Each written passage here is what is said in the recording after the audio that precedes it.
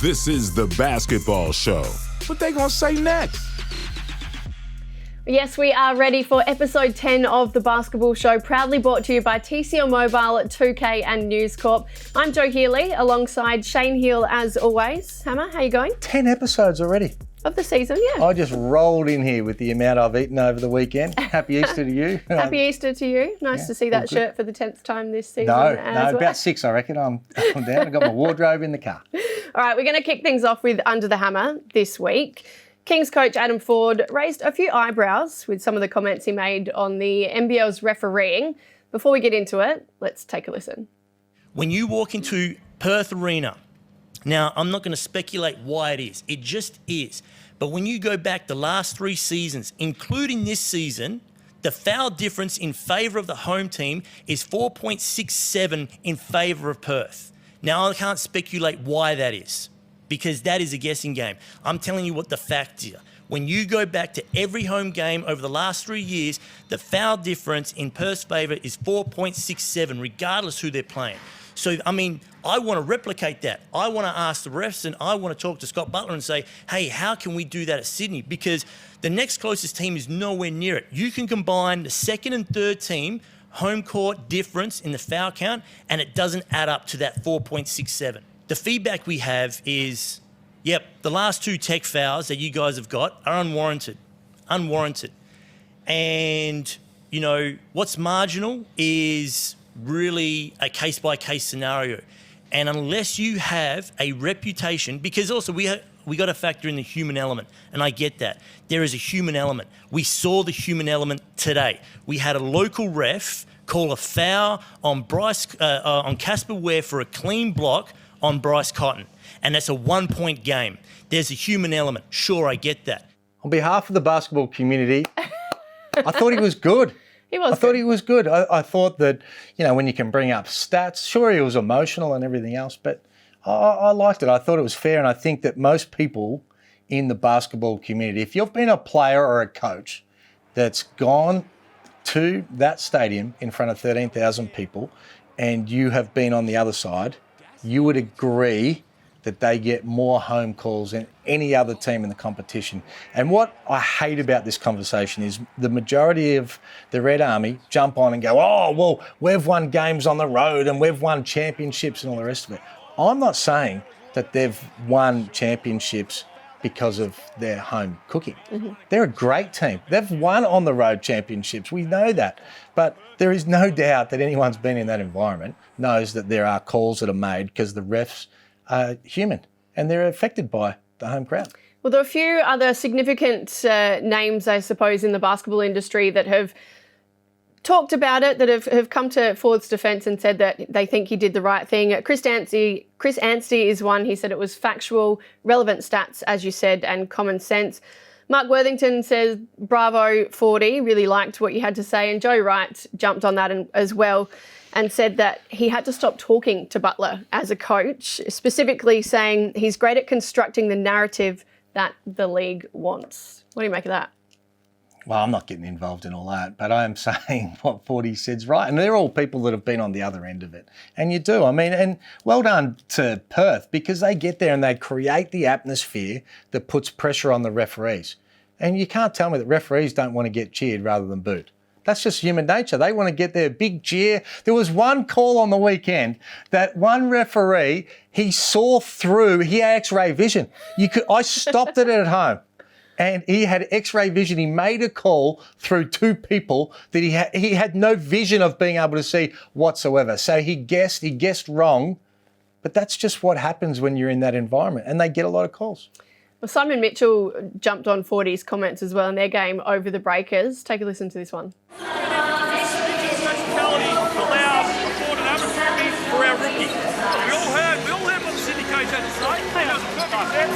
Six points the difference. He's jumped on 40's little. He should pay half his fine or donate to the GoFundMe. So Simon Mitchell there putting a word in for his rookie on the court. What do you think? See, that was him. He was that rookie and felt like he got no calls when he played probably. But that's normal. I mean, you're going to get status in, the veterans, sort of get the calls. Overall then, What have you made of the NBL's officiating?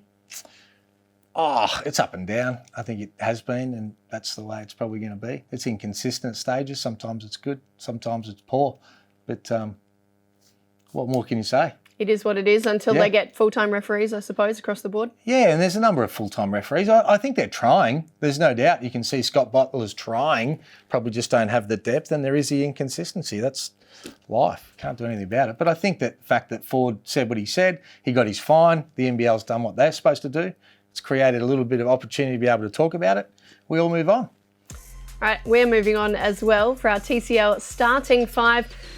Melbourne United rookie, Jack White, he cannot catch a break. This was devastating, wasn't it? Terrible.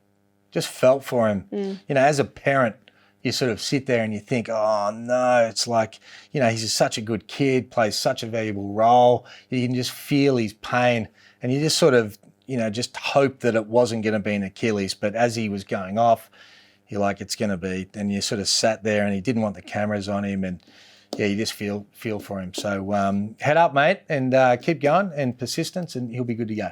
Definitely. Speaking of United, 5 wins in a row. They're sort of back on the front foot on a roll. They are. I mean, and they've started to get some players back, and Hobson looks good as well, and they've got that depth, and Golding's now starting to get more opportunities, and he's got that swagger back. I know you love that swagger, Joe. And well, that's what you wanted. Good. You wanted him getting more of the ball and having more shots. Did. Because he's one of the best players in the league. He's one of the best shooters we've seen. He needs more opportunities. They've played through him more. He's been able to get it done. They're getting wins, and you know, watch out if they pull this together. And it looks like they are. Colton Iverson. Yes. The stat line is ridiculous. We have been on him. We were on him early, saying he was a good pick. 26 points, 22 rebounds, which is a new record in the 40-minute era of the game. Yep. He's just a beast, really. Well, when we were on him, we said he was a good pickup and great role player for them. I didn't ever think he'd get 26 and 22. I thought his value was around his getting to the right spots, his screens, all the rest of it. But he's been able to put up big numbers. He is such a big body. And as they start getting guys like Webster, who was back over the weekend, they'll start being pretty dangerous. I look forward to seeing their new import as well, see how that plays out. They could cause some damage for teams making the 4 in the second half of the season. But well done to the big fella. Well done. Import shouldn't be too far off given the quarantine. And Will McDowell-White also played his first game over the weekend. He'll slowly find his feet, made a couple of shots at key moments, but really it was Colton that kept them in that one. 36ers skipper, DJ. We love DJ. We do love DJ. He goes under the radar though, doesn't he? You would, as a South Australian, you love him most, don't you? But how good is he? Yeah, I'm a massive fan. Yeah. There's no fanfare. So he hit a record, 5,000 points? Yeah, 48th player to reach the 5,000 mark in the NBL. I think it was last month now, but it obviously, no fanfare, went under the radar. That's how his whole career's been. Is he one of the most underrated players the game's ever seen? Oh, I don't think he's underrated because I think basketball people know how good he is. He's just done it year after year, unbelievably consistent, gets it done on the road, a massive piece. So I don't think he's underrated. I think he's probably just understated as far as the fanfare that goes around him because he's low key. You hear him, you know, as he gets interviewed, he's like, I'm getting old. I'm not celebrating. I'm just going home. I did see that as well. I'm like, dude, you're 33. I'm older than you. Go and party. You're allowed to. He's not partying, man. He's going home, have a CC and dry and he'll be good to go. We need to take him out, I reckon. Yeah. Show him a thing or two. Welcome to the Space Jam. It's back. Wow, I'm I thought I had no rhythm. Yeah. I can't wait. Diana Taurasi. Yes. She's one of the key people, right? So's Dame Lillard, Ant Davis as well, and someone else is in there as well, Klay Thompson. They're all good, but Diana Taurasi, she's one of the greatest ever. It's great. It's good that they got a girl in there. What did you make of the trailer? Baby. I didn't see it. Are you joking? No, I haven't seen it. I heard it. My kids were playing it, but I was watching videotape. I've got it. I'm watching tape of players over the last 3 years. I'm working now. I'm so disappointed in you. It's free agency on Wednesday. I heard it. I didn't have time to watch it. 2 minutes and 11 seconds long. Sorry. You need to watch it. I'm a cartoon? Meh. What's up, Doc? Right, it's time to bring in former NBL MVP Derek Rucker for this week's Points Made. D-Ruck, hello to you. Looking sharp in your own merch. I like it. First question coming your way. The Bucks have just signed Drew Holiday to a max contract. Is he worth it, though, in your opinion? Well, Joe, this is all about relativity. And for the Milwaukee Bucks, Drew Holiday definitely is a max contract player. He provides composure. He's one of the best perimeter defenders of the past decade in the NBA. And he's producing. When they have him in the lineup, the Milwaukee Bucks are winning about 75% of their games. And Shane, if you've noticed over the past couple of weeks since he's returned in the lineup, the Bucks are back to being one of the premier teams in the NBA. Well, I have noticed that, and I've noticed that your head is very shiny today. So well done to you, coming ready to be able to provide an opinion, looking sharp. And I agree. If Giannis says you're a max player, you're a max player. And especially when you're playing in a small region like Milwaukee, he's the perfect complement. As you say, he can control the team. He's a great defender. He can score a bit, but he knows his role more than anything else. So their run to the playoffs, they just keep him happy and they've got their future set. I'm glad you guys could agree on that to start with. Hammer, coming to you now, talking about the Hawks in the NBL, where on earth is the real Deng Adele? Well, maybe this is the real Deng Adele.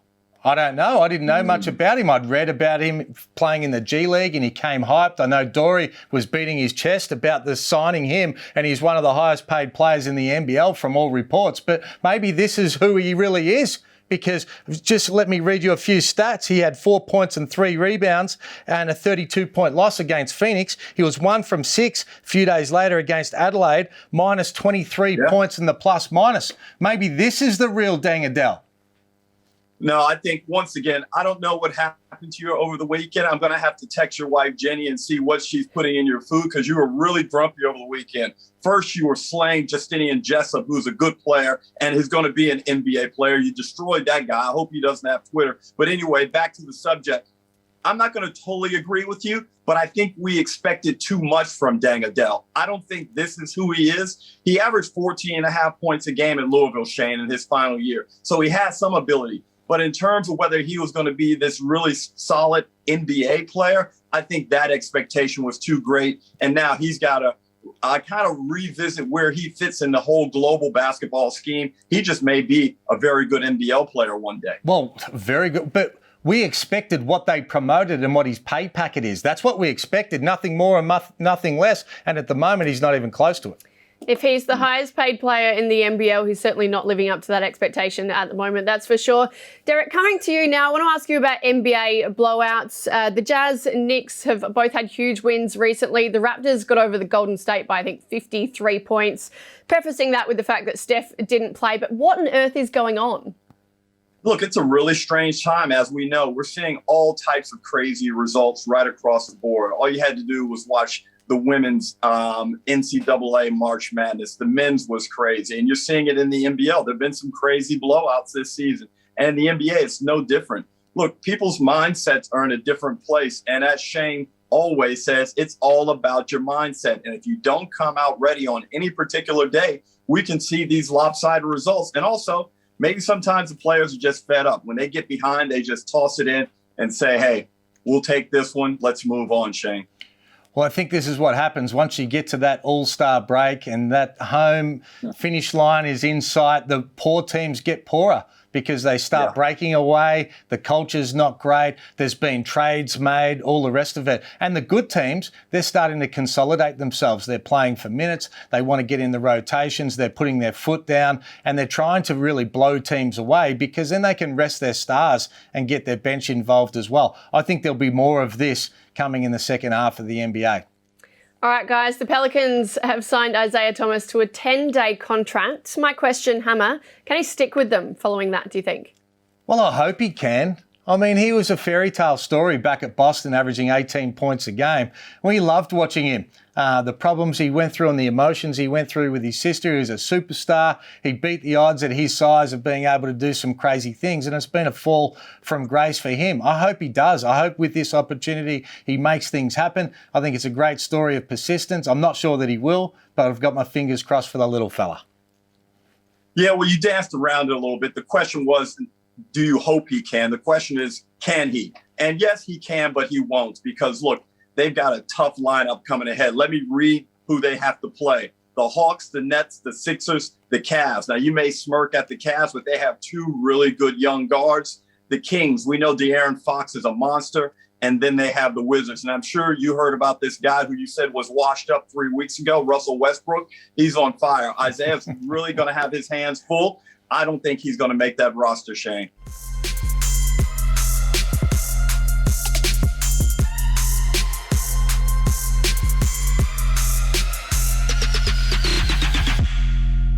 Derek, you're sticking around because we're going in depth now thanks to 2K. Yep.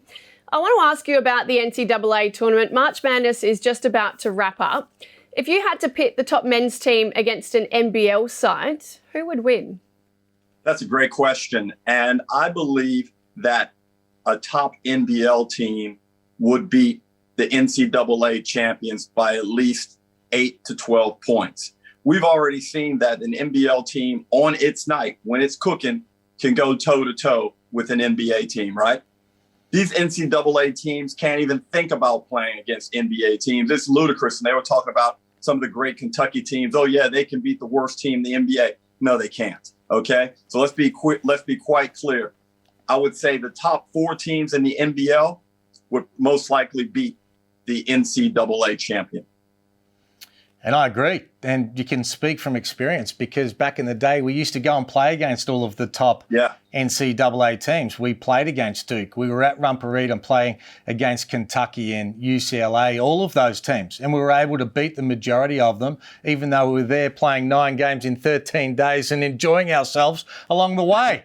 But I say Melbourne United would beat Gonzaga by double figures. It's men against boys. Wait. You got to ease up on them. Nobody's thinking about Melbourne United. Melbourne United, yeah, they're a top 4 team, but you keep trying to broadcast them like they're the best team in the competition. They're not. You got to come off that stance. Okay, well, I'm using Melbourne United as an example. Okay. I'll say the Perth Wildcats would as well. But the thing about Melbourne United is they've got men. They've got men that have been international players. They've got the experience. Those kids, they don't know what it's like playing against men yet. And the very best of them will go on and play in the NBA. But as a team, they're just not ready. They would get smashed right now. All right, gents, we have just seen the women's championship game wrap up. The Cardinals 1-point winners over Arizona. An amazing finish. Haley Jones absolutely killing it for Stanford.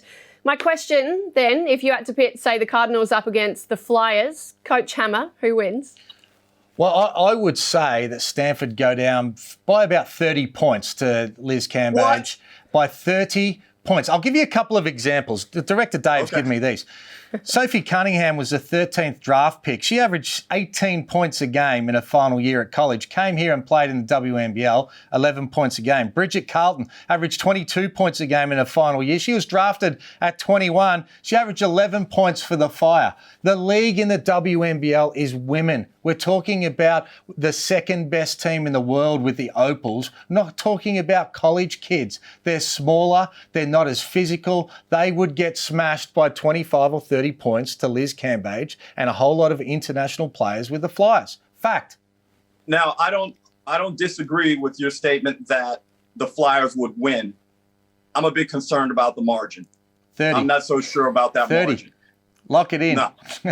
10 to 15. And I'm saying that the top NCAA team would beat the bottom 5 WNBL teams, Shane. I think the depth and the talent, while the hard bodies of the women in the WNBL would be a big-time factor, and the experience and the smarts, I think there's some talent there at Stanford, at UConn, at Arizona, that would keep those games really close and make it hard for the WNBL teams. Let's look at Bendigo. Do you think Bendigo could beat UConn?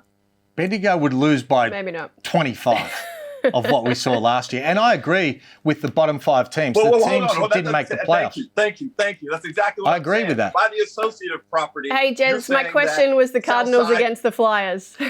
The Flyers would win by 30. We're not talking about Bendigo. Bendigo. The Flyers can't even beat Bendigo by 50. Okay, we'll see. We'll see what happens. Maybe it'll come to fruition at some point and we can actually, it'd be good. It'd be good. D-Ruck, great to have you with us again this week. We'll see you next week. Thanks, guys.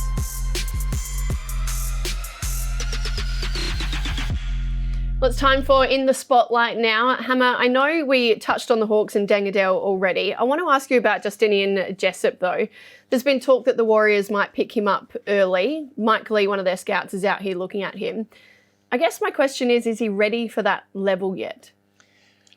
I don't think he is, but he'll probably get opportunities just because they've drafted him. A lot of the times they draft someone in the second round, they're going to back their choice back then to give someone an opportunity, and they'll get a chance to fail before they won't get that chance. So if it was me, I think Ryan Broekhoff is a much better player. Different age, of course, but if you're talking about they welcome veterans, people with experience, international experience, and Broekhoff, I think, would go in there and do a really good job and so much better defensively than someone like Jessup. But, you know, the chances are he'll probably get an opportunity, and, you know, I'm not sure that he's an NBA player, but we'll see. What about someone like Didi Lozada, who's been out here for a couple of seasons now? Well, Didi hasn't really shown that he's been able to take that next step either. You know, he's had a lot of problems with injuries. Maybe over time he's going to be able to develop, but he's still got some improvement that he needs to be able to get done as well to make it to the show. Back on the Hawks. Yep. Initially, I think at the start of the season, we all thought, okay, these guys are legit playoff contenders. Definitely. Based on what you've seen recently? No, are they? No. Well, they're just a different team than at the start of the year. Defensively, they played with so much passion to be able to make things happen, and together, the defensive end, they ran. They're a skeleton of themselves right now. And you see Gorge, he's scratching that dome and rubbing his dome. He's like, oh, what am I doing? He's trying every option he can. They thought Dangadell was going to be a superstar. He hasn't turned out that way. I don't even know what to say about them. What do you make of them? Like, they're not even close. They're definitely struggling at the moment. The injuries aren't helping. Tyler Harvey is the key to their team, really. He leads the offense. But every team's had injuries, right? Like, every team's had major injuries and hasn't. And so maybe it's the depth that they're struggling with, and also with Cam Bairstow. But I thought the depth was something that they promoted more than anything else. You know, they had probably more depth than most teams that were trying to make the top four. Like, they got a lot more depth than Perth. Culture, yep, and it takes time. Exactly. It takes time. And, you know, Gorge will get it done, but it takes more time. Maybe some of these picks that they were beating their chest about probably aren't as good as what they advertised at the start. Well, they've dropped down to 5th, but they are on the same wins as the Kings, who are in 4th, so they're not necessarily out of the race at this stage. It's not based on their wins and losses. It's the way they're playing and the way they're reacting to tough situations. They didn't give a yelp against Phoenix. They look like an NBL 1 team against Phoenix playing at home. So it's not so much that, but how do they turn that around? It takes character. It's a test of their character and their resilience to be able to come back from these 2 games. So we'll see where they can get it done. 3 games in the next week for them as well. So that will be interesting. That is all we've got time for here on the Basketball Show. Thanks so much to you, Hammer, as always. Thank you to TCL Mobile, 2K and News Corp. We'll leave you with our top 5 plays of the week. The Wildcats are firing on all cylinders right now. At number 5 this week, it's Clint Steindl with the intercept before dropping a trademark dagger. From outside the crowd, the Red Army, they like that. Clint Steindl delivers. At 4, Chris Goulding's steal and dime to Udai Bubba was even too quick for the cameras. Oh boy, Goulding with a party trick to Bubba. Time out, Cairns. Melbourne up and about. Next up, it's Ryan Broekhoff, who found his range to drop 7 of 11 from deep in the gong. Oh my goodness! He's been on the floor for 12 minutes. Oh my goodness! And he has 20 points. 12 minutes for 20 points. And that's just great offense. From one sharpshooter to another, this release from Mirko Jeric speaks for itself. Oh, shit. Oh my. Well, that's an overhead pass, Drew. That is a chuck at the rim. That's an overhead pass. And no legs, where he usually uses some legs, and just a quick catch and shoot. And finally, Adelaide bounced back with a big win over the Hawks. At number 1, it's their showman Jack McVeigh, who was lapping up the occasion. Shot clock down to 5, gives it back to McVeigh. A 3 on one leg. If you don't mind. Get out of town, Jack McVeigh. Come on. Oh, the runner from long range. Just taking the you-know-what. This is a co-production by News Corp Australia and Closer Sport.